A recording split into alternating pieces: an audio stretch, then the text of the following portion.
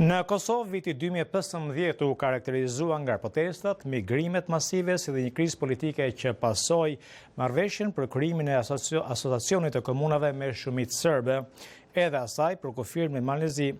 Përveç në nënshkrimit marrëveshjes me stabilizim asociimit me Bashkinë Evropian, Kosova dhe këtë vit mbeti e fundit në proceset integruese. Korespondenti ynë Besim Abazi sjell më shumë hollësi.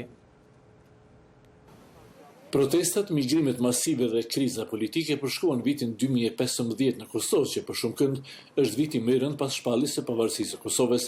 Fillimi i vitit që pasoi një boshllëk institucional për gjysmë viti pas zgjedhjeve parlamentare të qershorit të vitit 2014 e gjeti Kosovën duke u përballur me një valë migrimesh të paligjshme. Autobus me migrues më synin nëpërmjet Serbisë, Hungarinë dhe mëtej vendet e Bashkimit Evropian.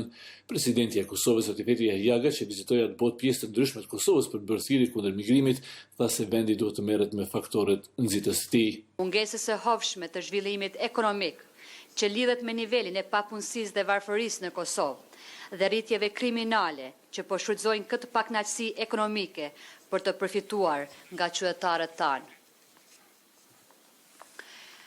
Javën e kaluar, me shumë pikëllim kam vizituar familjen e Ali Fetahut, qytetarit të Kosovës, që ishte gjetur i ngrirë në kufirin hungarez, derisa po synonte rrugën e migrimit. Cila do të qofshin rrethanat e migrimit, një gjë mbetet e pakontestuar.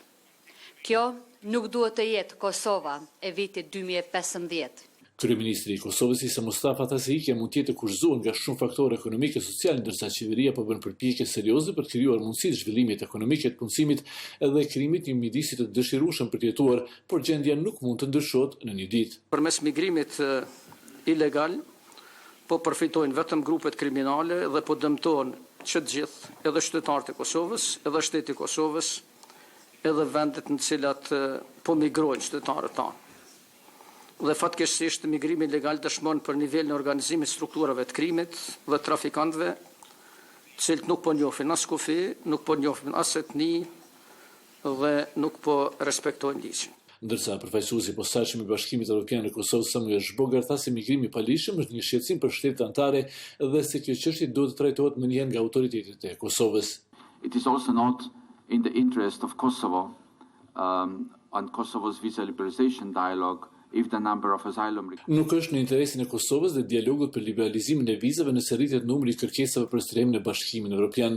Migrimi i paligjshëm është një problem me shumë nivele, që nga aspekti ekonomik e sociale deri te ai i sigurisë dhe humanitar, dhe zgjidhjet mund të gjenden në zgjidhjen e këtyre çështjeve. Aspekti i parë dhe më i rëndësishëm është ekonomia, tha ai. Fillimi i vitit e gjeti vendit të kapluar nga protestat kundër njëri nga ministrat serb në qeverinë e Kosovës, i cili mohoi krimet e kryera nga forcat serbe në Kosovë. Ish ministri për kthim dhe komunitet Aleksandar Jablanović që kishte quajtur rregërcira protestuesit në Gjakov, që po përpiqeshin të pengonin disa pelegrinë serb që të vizitojnë Gjakovën me rastin e krishtlindjeve ortodokse me 6 janar. 2 nga protestat në Prishtinë përshkuan me dhunë që la pas vetes 10 të lënduar.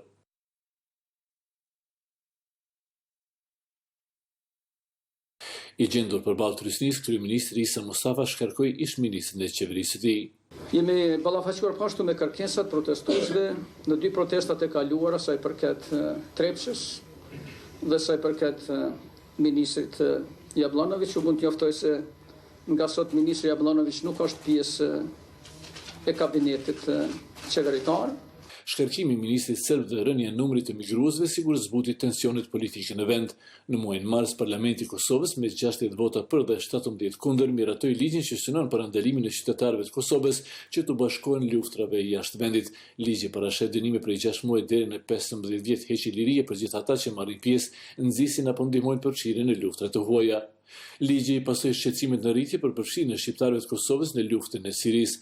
Autoritetet besojnë se që nga viti 2012 rreth 300 qytetarë nga Kosova mund të kenë shkuar në Siri dhe Irak për të luftuar. Rreth 50 prej tyre besohet se kanë humbur jetën në ato luftra. Rreth 150 vjet janë arrestuar deri në tash në kuadër të hetimeve për përfshirjen e veprimtarisë që kanë të bëjnë me zhvillimet në lindjen e mesme. Po gjatë vitit 2015, autoritetet në bashkëpunim me Bashkinë Islame dhe shoqërinë civile miratuan një strategji për të penguar përfshirjen e qytetarëve të Kosovës në luftrat në lindjen e mesme. Tensionet politike në Kosovë u rritën edhe gjatë debateve për ngritjen e gjykatës së posaçme për krime lufte. Në fund të muajit qershor, parlamenti dështoi të miratojë ndryshimet kushtetuese që do të mundsonin ngritjen e gjykatës së posaçme, ndërsa votimi u përsërit mes debatesh të ashpra me 3 gusht, kur u vendos themelimi i saj me 82 vota për. Partitë opozitare që kundërshtojnë gjykatën thanë se ajo është e drejt për zgjedhëse dhe drejtuar kundër ushtrisë qytetare të Kosovës. Jemi fort të bindur që e vërteta historike tregon që Serbia ishte agresori dhe okupatori, kurse populli shqiptar ishte ai që u mbrojt dhe çlirimtari. Nuk ka ndodhur kërkun në botë që të gjykohet çlirimtari përpara pushtuesit. Na nuk po i thojmë jo ligjit, na nuk po i thojmë jo miqve, na po i thojmë jo obligimit tonë, na nuk po i thojmë jo letërkëmbimit presidentit Shajaga, na po i thojmë po duke formuar një gjykatë Kosovës, me gjykatës vendor, me prokuror vendor. Edhe një panel ku i ftojmë disa ekspert huaj e që mundin me kryer njëjtë këtë punë. Qeveria tha se me themelimin e kësaj gjykate, Kosova po zbaton të gjitha marrëveshjet e nënshkruara me faktorin ndërkombëtar. Kosova duhet të tregojë se është e përgjithshme dhe zojat përmbush zotimet e saj para komunitetit ndërkombëtar, cilat i ka ratifikuar me ligj. Kosova përmes aprovimit të këtyre amendamenteve demonstron në mënyrë të qartë përcaktimin e institucioneve të saj, kuvendit dhe qeverisë, për rendin dhe ligjin dhe për arritjen e standardeve të larta perëndimore drejtësisë dhe gatishmërinë që të përballet me drejtësinë edhe përkundër faktit se burimi i krimeve dhe mizorive në Kosovë ishte Serbia Miloševićit. Ideja për themelimin e gjykatës pasoi hetimet e pretendimeve të dërguarit të Këshillit të Evropës Dick Marty për trafikim organesh në Kosovë, përkatësisht përfshirjen e disa prej drejtuesve të ushtrisë shqiptare të Kosovës në krime të luftës. Hetimet kishin nxitur reagime e protesta në Kosovë, ku pohohet se në këtë mënyrë po bëhet barazimi me mizoritë e forcave serbe gjatë luftës së viteve 98-99. Në fund të muajit gusht, Kosova nënshkroi një marrëveshje me Serbinë për krijimin e asociacionit komuna me shumicë serbe, ndërsa me Malin e Zi marrëveshjen për shënimin e kufirit. Partitë opozitare në Kosovë, Lëvizja Betvendosi, Aleanca për Ardhmërinë e Kosovës dhe Nisma për Kosovën në hodhën kundër këtyre marrëveshjeve që sipas tyre dëmtojnë rënd sovranitetin dhe tërësinë toksore të Kosovës. Me 22 shtator, Parlamenti i Kosovës ndërprej oponimet pasi që partitë opozitare pamundsuan raportimin e kryeministrit Isa Mustafa lidhur me marrëveshjet arritura në 25 gusht në bisedimet me Serbinë. Deputetët nga radhat e partive opozitare qelluan me vezë mbi kryeministrin Mustafa sapo filloi fjalën e tij.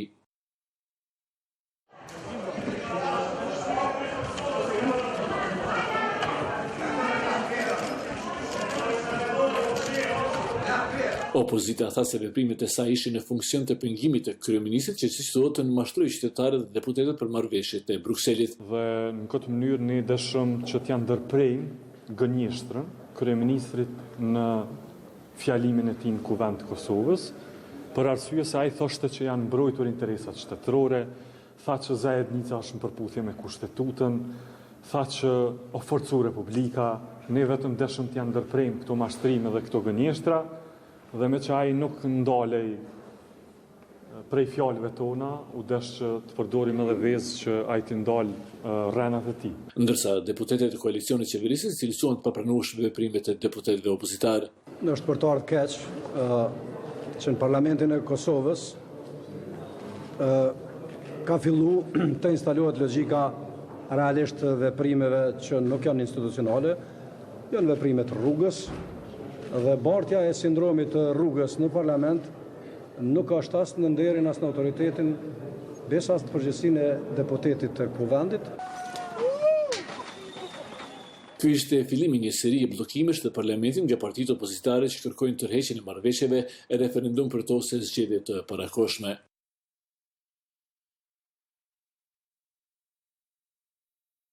Gazi i lotësjellës dhe skena të dhunës përshkuan pothuajse çdo mbledhje të parlamentit deri në përmbylljen e sesionit të tij vjeshtor, kur 13 deputetë opozitës u përballen me paraburgjim as shtëpi ose forma tjera të përballjes me procedura gjyqësore.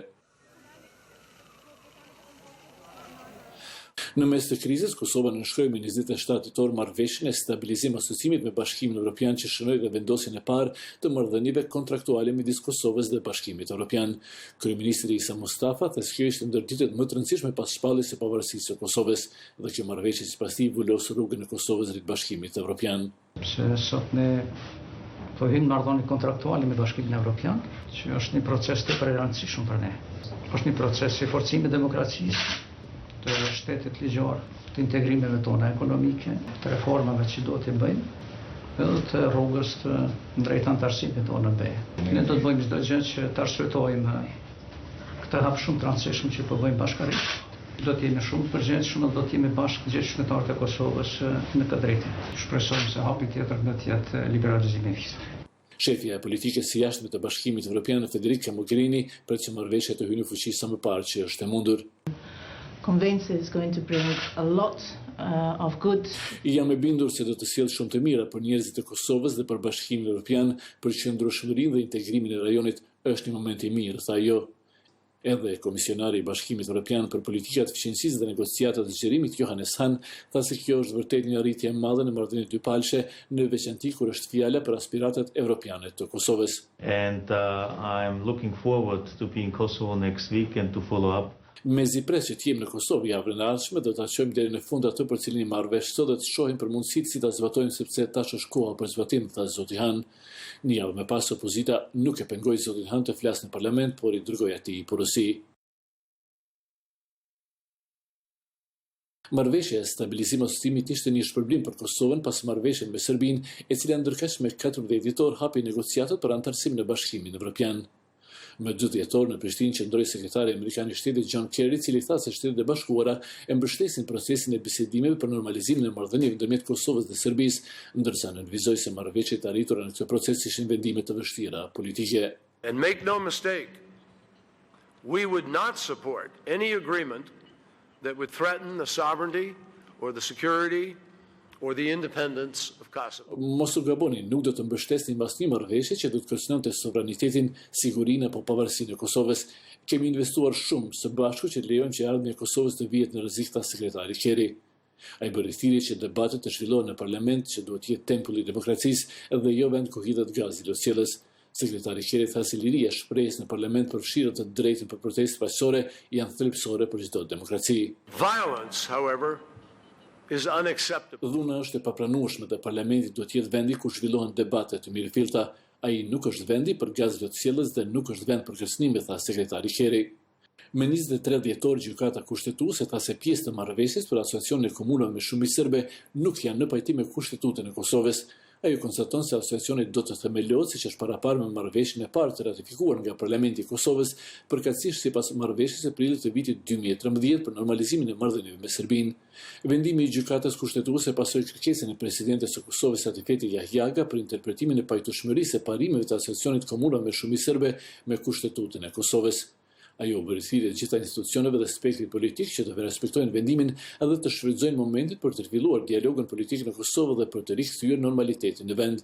Qeveria e Kosovës e mirëpriti vendimin e gjykatës kushtetuese, ndërsa u zotua se do të zbatojë me përpikëri atë në fazat që ndërlidhen me hartimin e statutit dhe dekretit për asociacionin. Tani do të vazhdojmë ashtu siç ka udhëzuar gjykata kushtetuese me dekretin e qeverisë i cili do të shkojë gjykatës kushtetuese, me statutin në cilin ne kemi interes që të kemi përfaqësues ndërkombëtar, ekspert ndërkombëtar, ekspert brendshëm, kemi edhe ekspert nga opozita që u tha këtu, sepse kjo është çështje që nuk i takon vetëm një spektri politik, i takon gjithë qytetarëve të Republikës së Kosovës.